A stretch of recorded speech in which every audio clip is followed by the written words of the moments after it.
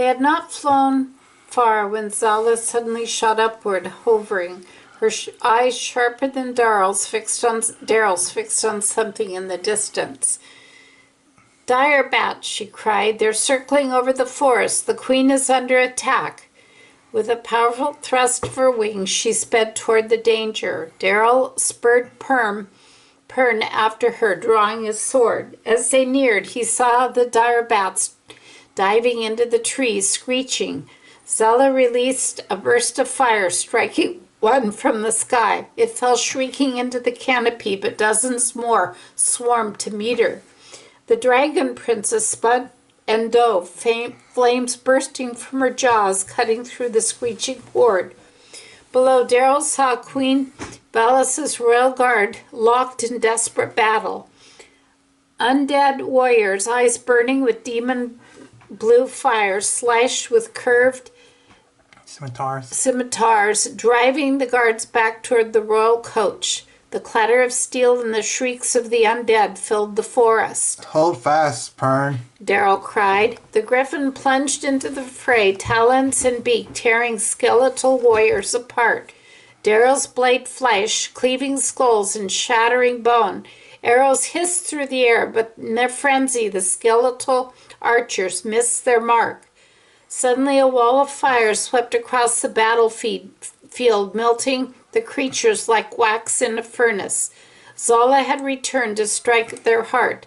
The royal guard, seeing a dragon and a paladin on their side, rallied with a great shout.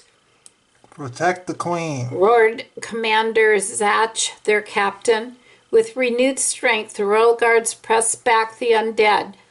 Through the skeletal horde fought without fear. They were no match for the dragon flame, griffin talons, and the blades of living men. One by one they fell until silence returned to the forest. Daryl guided Pern to land before the royal coach. Zala touched down beside him. Commander Zach surveyed the battlefield grimly.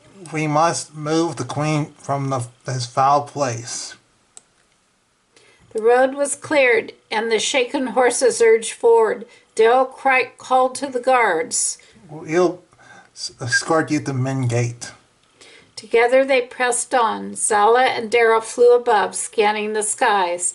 At last the road opened into a flower-strewn meadow before the towering cliffs of the Min Gate. The royal coach halted, and the meadow's peace seemed almost impossible after the battle's horror. Commander Zach approached. "Her Majesty wishes to thank you."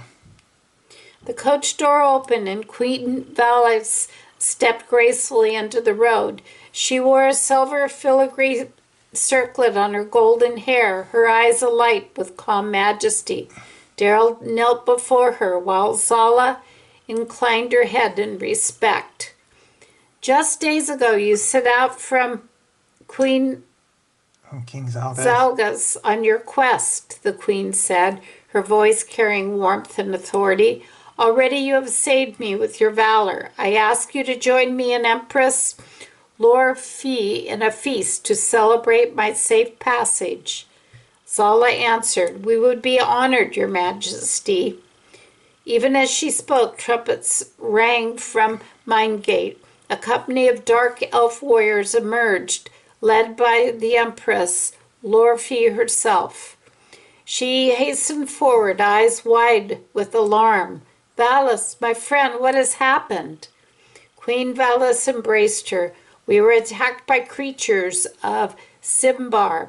Count Bullock will not cease his attempts to capture me." She recounted the battle and her rescue. Lorfi's face darkened. "If Bullock breaks the treaty, the High Council must be summoned." She turned to Zala and Daryl. "You must join us in the Chamber Council, but first rest.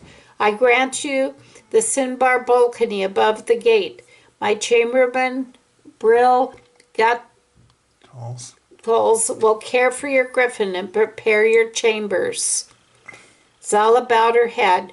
"We shall do as you ask, noble Empress." With a beat of her wings, she lifted into the air. Daryl swung aside Pern, following her upward.